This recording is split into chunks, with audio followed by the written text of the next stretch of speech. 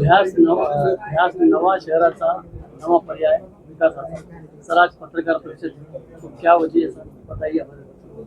नहीं, आज इस शहर को 21st सेंचुरी का विकास का रिमोट कंट्रोल मिला है और वो विकास का रिमोट कंट्रोल हर घर में मेरी माता भगिनी, मेरे युवा, मेरे ग्रामीण में रहने वाले मेरे खेती के भाई बहन सब तक वो जाना चाहिए और ये विकास की गंगा के लिए हमें सोचना चाहिए। इसके लिए आज की प्रेस कॉन्फ्रेंस। किन किन मुद्दों को लेकर इलेक्शन अपक्ष लड़ रहा है? मुद्दे आपको पता ही है कि यहाँ अभी तक विकास हुआ नहीं है। 70 साल में पानी यहाँ पर आया नहीं है और वो पानी रहे, मूलभूत सुविधा रहे। मेरे यहाँ पर अगर आप शहर की बात करते हो तो मेरे भगिनी के लिए यहाँ एक लैट्रिन नहीं है, कहाँ जाएंगे वो? उनके लिए सेपरेट बस नहीं है, उनकी सुविधा का इशू है, उनके लिए स्मॉल स्केल बिजनेस नहीं है, उनका जो घर से उद्योग चलता है वो नहीं है। सबसे इम्पोर्टेंट है मेरी भगिनी का जो बच्चा है, भविष्य है, उसके लिए जो स्कूल्स चाहिए गवर्नमेंट, जैसे दिल्ली में स्कूल्स होते हैं यहाँ पर भी वैसे स्कूल्स होना चाहिए। ऐसा मेरा सपना रहेगा और अगली पीढ़ी का यहाँ पर अच्छा होना मेरे उद्देश्य रहेगा। यहाँ का युवाओं के लिए जो रोजगार चाहिए वो होना बहुत जरूरी है। यहाँ विकास होना जरूरी होगा।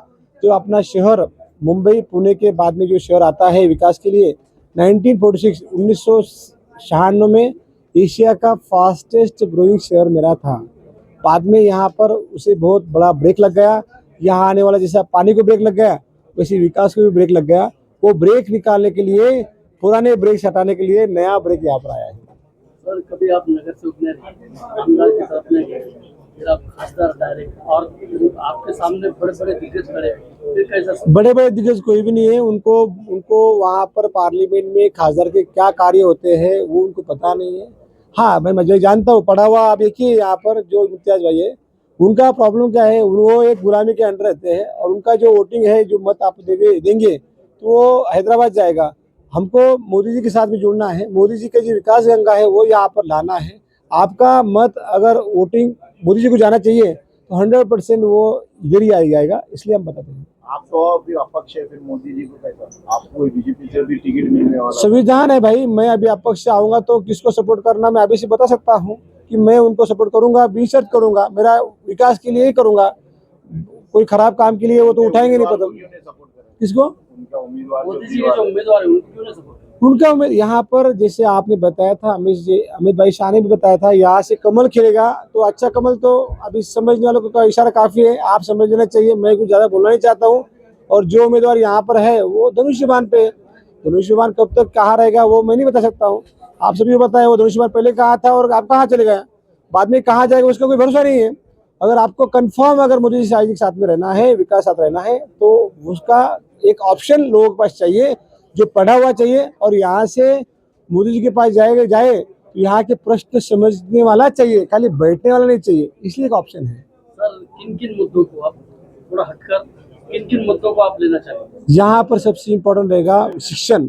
यहाँ का शिक्षण दिल्ली के लेवल पर होना चाहिए। जहाँ यहाँ पर से दूसरा रहेगा मेरा यहाँ पर आरोग्य का, सबको यहाँ पर जो स्कीम है 5 लाख की सबको मिलना चाहिए। तीसरा यहाँ पर रहेगा रोजगार का। यहाँ पर इंडस्ट्री जैसे किया रहेगा, होंडा रहेगा, यहाँ से कहीं और चलेगी क्योंकि यहाँ पर उनका कहीं किसी ने ब्रेक लगाया था, जैसे पानी को ब्रेक लगाया है। तो यहाँ पर अपने महाराष्ट्र में तीसरा नंबर का शहर है जहाँ औद्योगिक बताते हैं। मुंबई के बाद पुणे के बाद में यहाँ पर छत्रपति संभाजीनगर औरंगाबाद आता है, ना कि नागपुर आता है। फिर भी इंडस्ट्रीज के लिए यहाँ पर बड़ा बहुत स्कोप है। 1940 तो यहाँ का सबसे बड़ा इंडस्ट्री का आप हम कर सकते हैं। उसके बाद में रहेगा टूरिज्म। बहुत सारी कंट्रीज ऐसी हैं जो टूरिज्म के नाम पे पूरा अपना खाना खाती है। यहाँ पर तो वर्ल्ड हेरिटेज 2 है और इसके लिए यहाँ टूरिज्म एंड मेडिकल टूरिज्म, जो कि हमारे डॉक्टर भाई जो काम किया है कोविड में, सबसे उन पे विश्वास डालते हुए यहाँ पर मेडिकल टूरिज्म बहुत बड़ा हो सकता है। पूरा रेवेन्यू अगर यहाँ आता है तो हमारा शहर एक स्वर्ग जैसा हो जाएगा। उसके लिए जब मुबलकता आएगी तो यहाँ का क्राइम कम होगा और यहाँ रहने जैसा एक सुंदर शहर हम बना सकते हैं। पानी के लिए क्या योजना है? पानी के लिए बहुत सिंपल है, जल्द से जल्द ब्रेक निकालना है। हमारा क्या है, छोड़ के यहाँ पानी लाना है। यही नहीं, हमारे ग्रामीण में भी बहुत समस्या है। ग्रामीण में भी पानी अभी तक पहुँचा नहीं है। जैसे आपको अगर बताता हूँ कि जिला अपना बीजापुर तालुका है मेरा, वहाँ से मैं आता हूँ। बोर देगांव प्रकल्प है, उसका पानी का प्रॉब्लम बहुत दिन से पेंडिंग है। वो नांदूर बगेश्वर है। ऐसी जो पानी का जो प्रश्न है, जैसे कन्नड़ में किया था रायबान जादव साहब ने हमारे, उनके वो विजन वाला बाद में कोई आया नहीं। अगर वैसे करते हैं तो हर गांव-गांव में पानी की सुविधा होगी, वो कोई भी गांव बिना पानी का नहीं रहेगा और यहाँ से उसके लिए डेवलपमेंट रहेगा।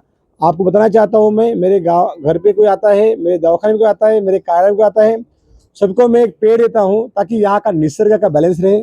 आज तक कम से कम 24,000 पेड़ मैंने दिए हैं, तो यहाँ का नेचर बदलना चाहिए, यहाँ की मानसिकता बदलना चाहिए, यहाँ का मुखिया प्रामाणिक होना चाहिए। अगर मुखिया ही चोर रहेगा, वही अगर कुछ टक्केवारी लेके लेगा, तो हमारी दुनिया फिर G20 में जो रास्ते पे लगे हुए, फुटपाथ पे लगे हुए जो फ्लावर्स है, वो चोरी करके घर पे लेके आते हैं। आपका ऐसा बताया जा रहा है कि आप आरएसएस से कैंडिडेट हैं। इसके आरएसएस नहीं, ये क्या होता है, देखो मैं एक इंसान हूँ जिसमें विकास का चेहरा है और ये चेहरा आगे जाकर कहीं न कहीं राष्ट्रभक्ति के लिए प्रमाणित हूँ, समर्पित हूँ। इसलिए आप देखो, वैसा जोड़ना बराबर है, मैंने 20-22 साल उसमें काम किया है, अभी मैं उसमें नहीं हूँ, उसमें वहाँ से नहीं देखो वो सेवा अलग है, ये सेवा अलग है, ये यहाँ पर कोई चेहरा रहता नहीं है, वो कोई पार्टी नहीं है, विचारधारा है, विचारधारा रहेंगी और विचारधारा के लिए ही ये शहर का इसलिए मैं खुद मैं खुद को करता हूँ। सर, मराठा आंदोलन को कैसा देखते हैं आप और उसके लिए क्या करेंगे और धनगर समाज के लिए आप क्या करेंगे?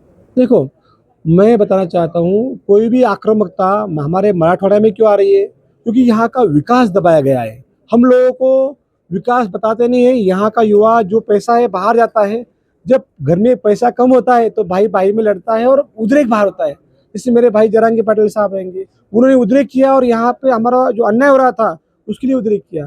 जैसे अब मैं हूँ, उद्रेकी तो समझना चाहिए। इतना सब अच्छा चलते हुए मेरे 3 साल के बच्चे, मैं अभी तो आराम से करना चाहिए, एंजॉय करना चाहिए।